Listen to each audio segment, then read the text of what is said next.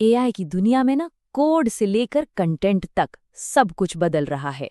और आज हम इसी बदलाव के सबसे जरूरी पहलू पर बात करेंगे, जजमेंट।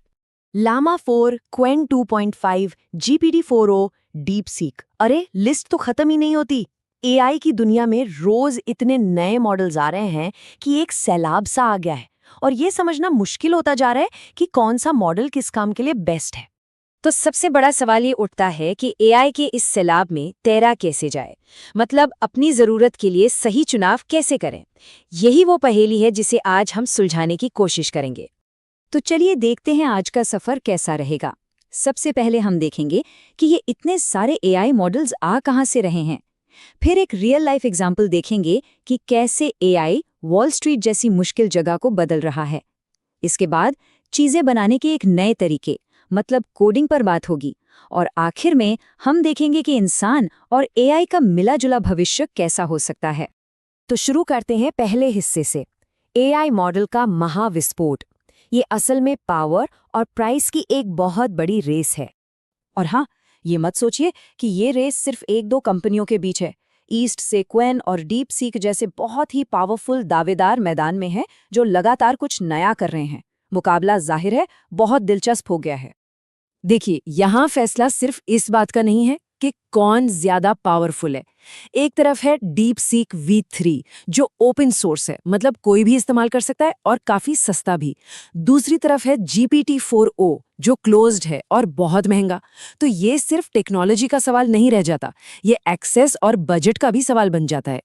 और कीमतों का फर्क देखिए, कोई छोटा मोटा नहीं बल्कि लगभग 30 गुना। GPT-4o का इस्तेमाल DeepSeek V3 के मुकाबले करीब करीब 30 गुना महंगा पड़ सकता है। ये सिर्फ एक आंकड़ा नहीं है, ये एक बड़ा बिजनेस डिसीजन है।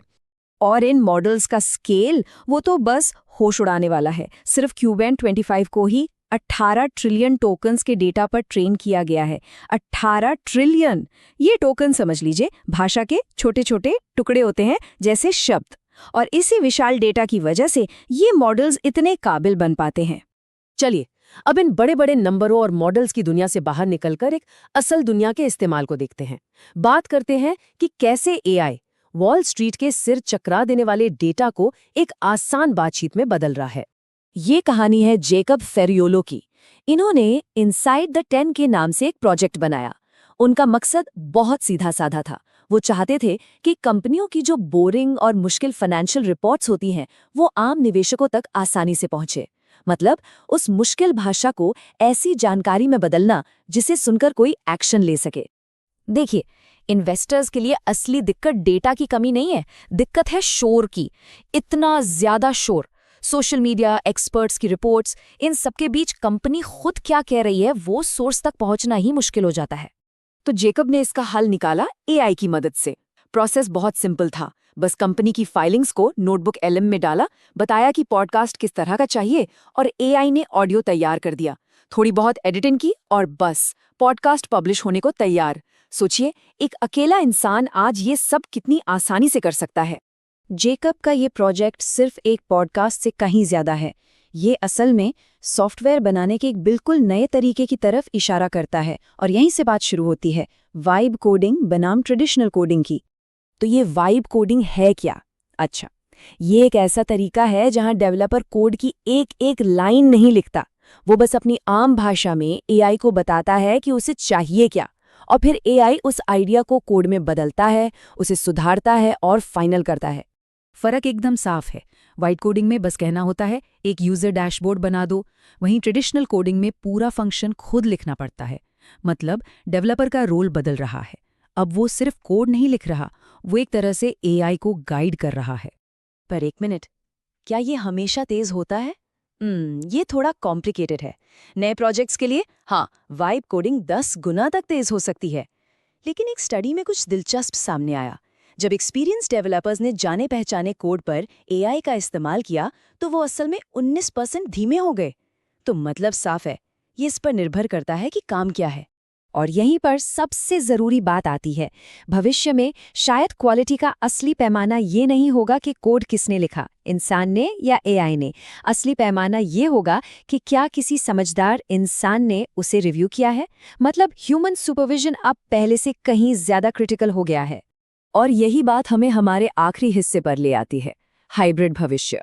एक ऐसा भविष्य जहां इंसान का दिमाग और एआई की स्पीड दोनों मिलकर काम करेंगे। तो एक स्मार्ट टीम काम कैसे करती है? देखिए, सिस्टम का जो पूरा आर्किटेक्चर है वो इंसान डिजाइन करते हैं। जो स्टैंडर्ड फीचर्स हैं उन्हें एआई से फटाफट बनवा लिया, लेकिन जो बहुत क्रिटिकल कोड है उसे एक्सपर्ट्स खुद लिखते हैं।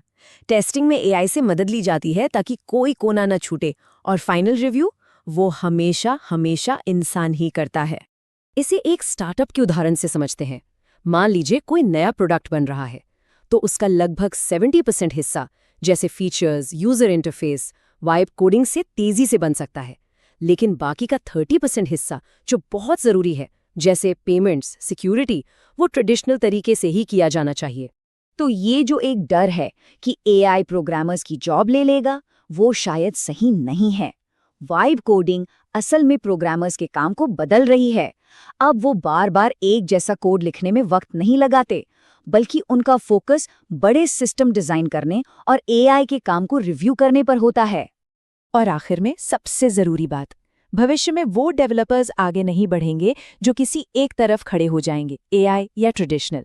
नहीं, आगे वो बढ़ेंगे जो जजमेंट डेवलप करेंगे। ये समझना कि कब एआई का इस्तेमाल करना है, कब नहीं करना है, और एआई के काम पर कैसे भरोसा करना है, यही सबसे बड़ा स्किल होगा। तो एआई सिर्फ एक टूल नहीं है, ये काम करने और सोचने का एक नया तरीका है। अब असली सवाल ये है कि इस नई शक्ति के साथ क्या बनाया जाएगा।